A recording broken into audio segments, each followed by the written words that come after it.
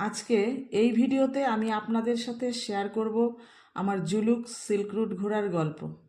গল্পটি শুরু হয়েছিল এনজিপি স্টেশন থেকে। বোলেরো গাড়িতে কালিম্পং হয়ে পৌঁছে গেলাম পেডং। সেখানেই হোমস্টেতে নাইট স্টে। পরের দিন সকালে ব্রেকফাস্ট করে বেরিয়ে পড়লাম। পথে 16 হাত বিশিষ্ট সিদ্ধিবিনায়ক মন্দির দেখে কিউখোলা ওয়াটারফলসে কফি খেয়ে পদুমচেনের পাইন ফরেস্টে কিছুটা সময় কাটিয়ে সন্ধ্যায় পৌঁছে গিয়েছিলাম জুলুক। সেখানে 1 ডিগ্রি টেম্পারেচারে হোমস্টেতে রাত্রিবাস। পরের দিন সকাল সকাল বেরিয়ে পড়েছিলাম আমার চিরকাঙ্ক্ষিত সিল্ক রুট দেখতে। দু চোখ ভরে সিল্ক রুট ও কাঞ্চনজঙ্ঘাকে দেখে পৌঁছে গিয়েছিলাম ইন্দো চায়না বর্ডার নাথুলা।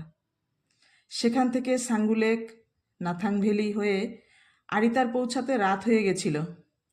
পরের দিন আরিতার দেখে ফিরে এসেছিলাম এনজেপি। পুরো ট্যুরটা 7,000 টাকার প্যাকেজ ট্যুর ছিল।